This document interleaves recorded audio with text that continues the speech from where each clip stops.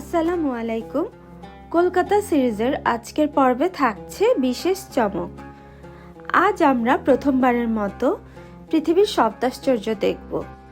ভীষণ অবাক হচ্ছেন, নিশ্চয়ই ভাবছেন কলকাতা থেকে কিভাবে সপ্তাশ্চর্য দেখা সম্ভব।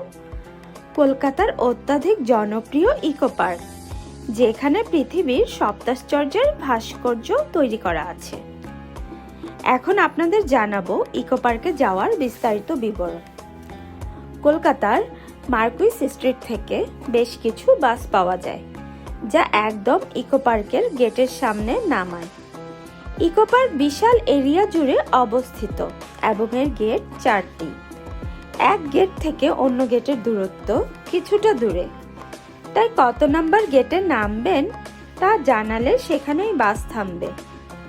আমরা বাসে করে যাচ্ছি ও কলকাতার রোড যানবাহন পর্যবেক্ষণ করতে থাকি। কিছুক্ষণের মধ্যেই আমরা পৌঁছে যাই। যেহেতু দুপুর সময় ছিল, আগে আমরা লাঞ্চ করে নেই, তারপর টিকিট ক্রয় করি। টিকিটের মূল্য জনপ্রতি 30 রুপি, যা বাংলা টাকায় 41 টাকা। তারপর আমরা পার্কের ভেতর প্রবেশ করি। ইকো পার্কে প্রবেশ করতেই মরণঘাতী করোনা ভাইরাসের দেখা পেলাম। কি ভয় পেলেন?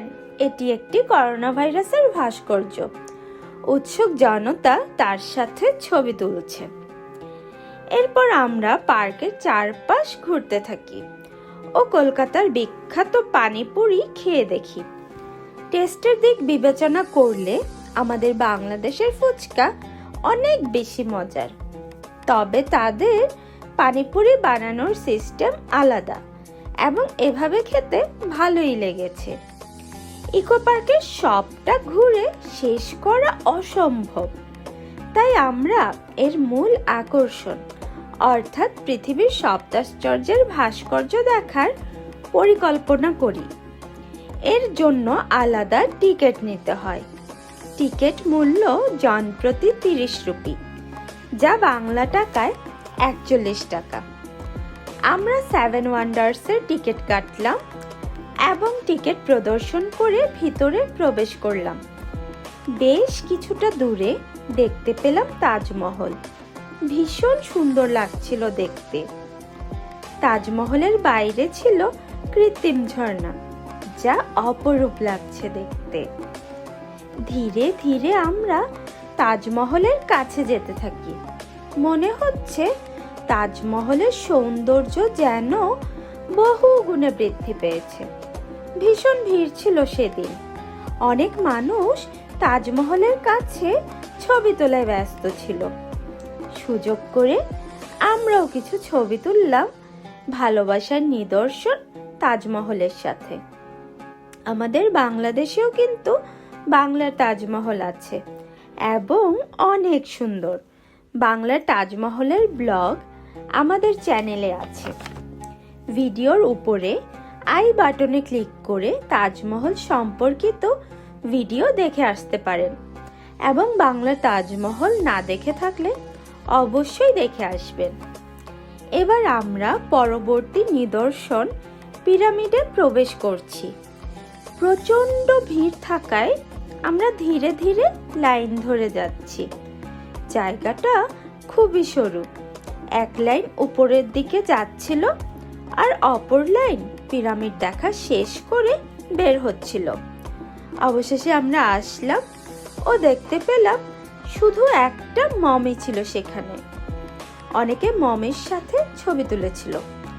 সত্যি বলতে পিরামিড দেখে আমি হতাশ হই, তবে একটা কথা ভেবে ভালো লাগলো, আর তা হচ্ছে কলকাতার পিরামিড থেকে আমাদের বাংলাদেশের পিরামিড দেখতে অনেক সুন্দর।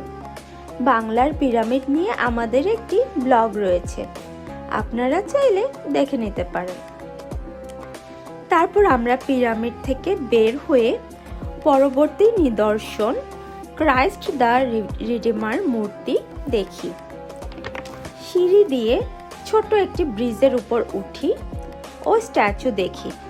দেখতে পেলাম অসংখ্য মানুষ স্ট্যাচুর সাথে ছবি তোলার জন্য দাঁড়িয়ে আছে। আমরাও অপেক্ষা করতে থাকি ও অবশেষে স্ট্যাচুর সাথে ছবি তুলি। এরপর আমরা এগিয়ে যাই দ্য গ্রেট ওয়াল অফ চায়নার রেপ্লিকার দিকে। যীশু খ্রিস্টের জন্মের 700 বছর আগে তৈরি হয় গ্রেট ওয়াল অফ চায়না।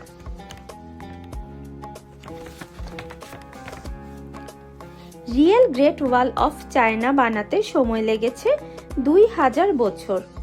একটা দেয়াল যার দৈর্ঘ্য 21,000 কিলোমিটার। বাস্তবে দেখার সৌভাগ্য না হলেও রেপ্লিকা দেখেই আপাতত সন্তুষ্ট হই। এবার আমরা দেখতে যাচ্ছি চিলির ম স্ট্যাচুগুলোকে।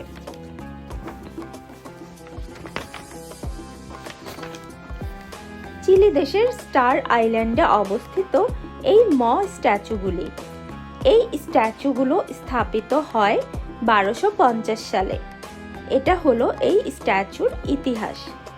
এবার আমরা যাচ্ছি পেট্রো জর্দানে।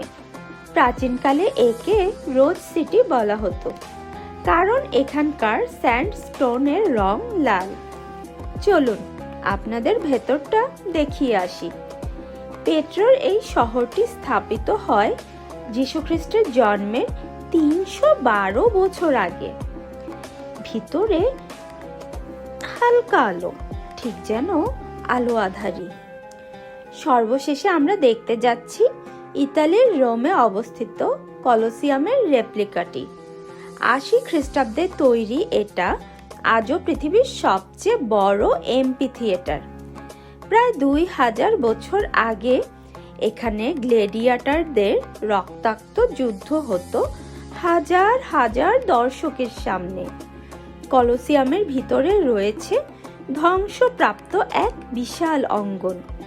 এই জায়গাটি ছিল জীবন মৃত্যুর লোমহর্ষক লড়াইয়ের মঞ্চ। এভাবে 7টি সপ্তাশ্চর্যের রেপ্লিকা দেখলাম। অসাধারণ লেগেছে।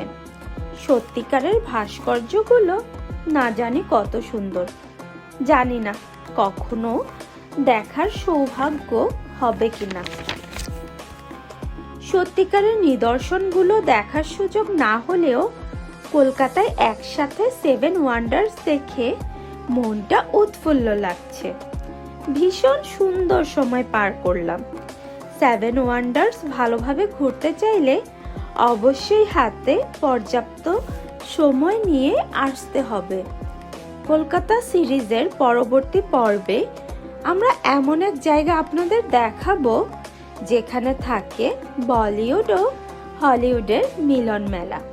মিস করতে না চাইলে আমাদের চ্যানেলের সাথে থাকবেন ও সাবস্ক্রাইব করে আমাদের চ্যানেলের পাশে থাকবেন। সবাই ভালো থাকবেন। ধন্যবাদ।